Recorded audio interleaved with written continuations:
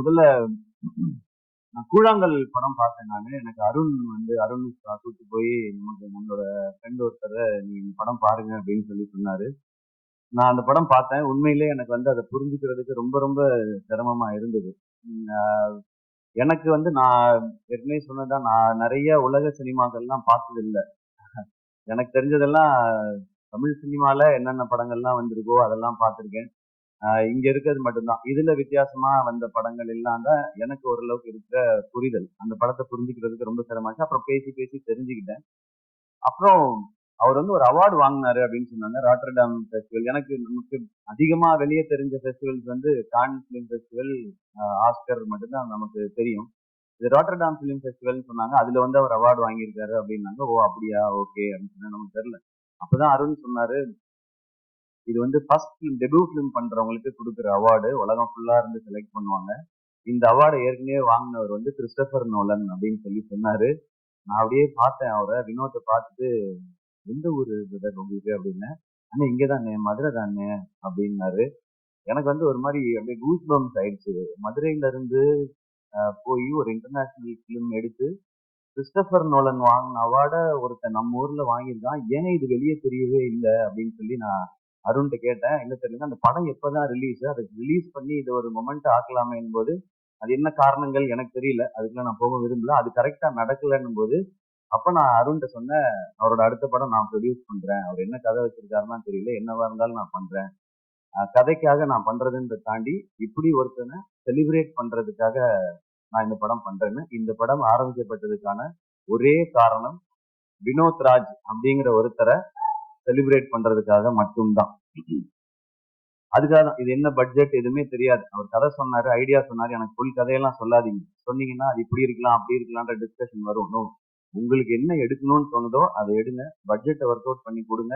இத நம்ம பண்றோம். அவ்வளவுதான். ஏன்னா, இங்க இருந்து பயங்கரமான படம் வரணும். நம்ம ஊர்ல இருந்து ஏன் வர்றதில்ல? நம்ம ஊர்ல இருந்து ஏன் வர்றதில்லன்னு நம்ம அடிக்கடி கேட்டுட்டே இருக்கோம். அத நெறைய இயக்குனர்கள் பண்ணிட்டே இருக்காங்க.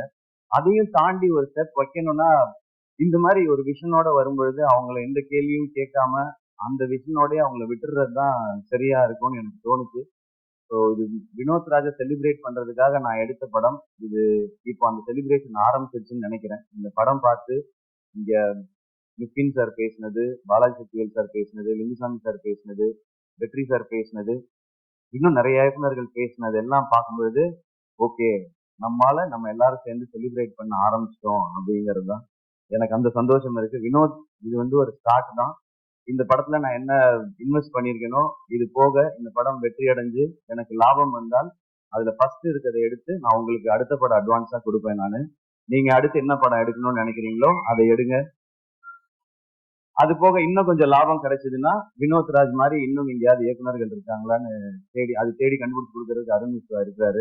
அவர் அந்த மாரி கண்டுபிடிச்சு குடுத்தாருன்னா, அவங்களுக்கு இன்னும் 2 பேருக்கு நான் அட்வான்ஸ் குடுப்பேன்.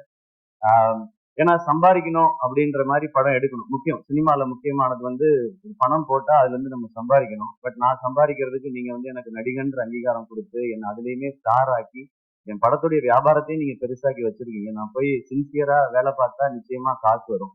அப்ப அதிலிருந்து சினிமாக்கும் பயன்படுற மாரி ஏதாவது ஒண்ணு செய்யணும் அப்படிங்கிறது தான். அன்னைக்கு புஷ்கர் காயத்ரி அவங்க படம் பார்த்து என்கிட்ட கை குடுத்துட்டு ஒண்ணே ஒண்ணு தான் சொன்னாங்க. "This is your service to சினிமான்னு" சொன்னாங்க. அப்படி இந்த படம் நடந்துச்சுன்னா, நமக்கு இந்த வாழ்க்கைய குடுத்த இந்த சினிமாக்கு என்னால முடிஞ்ச ஒரு சின்ன ரிட்டர்னா நான் இத பார்க்கிறேன். Thank you.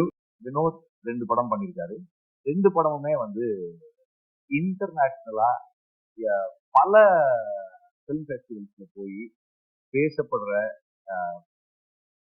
ரொம்ப கொண்டாடப்படுற படங்களா இருந்திருக்கு. 2 படமுமே அப்படிதான். ஆ கொட்டுக்காளிய பொறுத்தவரைக்கும், இது இது ஒரு ஃபெமினிஸ்ட் ஃபிலிமா அப்படின்னு கேட்டா, எஸ்.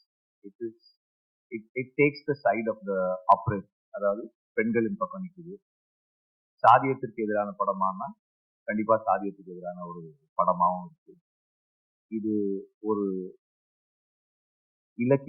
இலக்கியமா இருக்காருன்னா, இலக்கியமாவும் இருக்கு. இது ஒரு நம்மள மாதிரி மெயின் ஸ்ட்ரீம் ஆடியன்சஸ், வணிக சினிமாவை பார்க்கக்கூடியவர்களுக்கு நெருக்கமான படமா இருக்கான்னா, அப்படியும் இருக்கு. இது இதை சாதிக்கிறது சாதாரண விஷயம் இல்ல. இத வந்து வினோத் ரொம்ப எளிமையா இயல்பா அச்சீவ் பண்ணியிருக்காரு. அண்ட் நடித்த நடிகர்கள் அல்லது இந்த படத்துல சில பாத்திரங்களை ஏற்று செய்திருக்கிறவர்கள். ஏன்னா வந்து 3 பேரை தவிர யாருமே நடிகர்கள் கிடையாது. ப்ரொஃபஷனல் ஆக்டர்ஸ் கிடையாது. எல்லாருமே சரியா பண்ணிருக்காங்க. அப்புறம் இதுல இன்னொரு பெரிய துணிச்சலான விஷயம் ஒரு ஃபில்ம் மேக்கரா அது நோட் பண்ணிருக்கிறது என்னன்னா, இதுக்கு வந்து பேக்ரவுண்ட் ஸ்கோர் பயன்படுத்தாது. பேக்ரவுண்ட் ஸ்கோர் இல்ல அப்படின்றதால என்ன ஆகுதுன்னா, இன்னும் வாழ்க்கைக்கு நெருக்கமா போகுது. And there are a lot of ironic moments in the film. அதை நீங்க படம் பார்க்கும்போது அதை என்ஜாய் பண்றதுக்கு நல்லா இருக்கும். அந்த அந்த முரண்கள் தான் வந்து இந்த இந்த ஃபில்ம் மேக்கரை, இந்த ரைட்டரை ரொம்ப முக்கியமா நம்ம கவனிக்க வேண்டிய ஒரு ஆளா மாத்துற தன்மையை கொடுக்குது.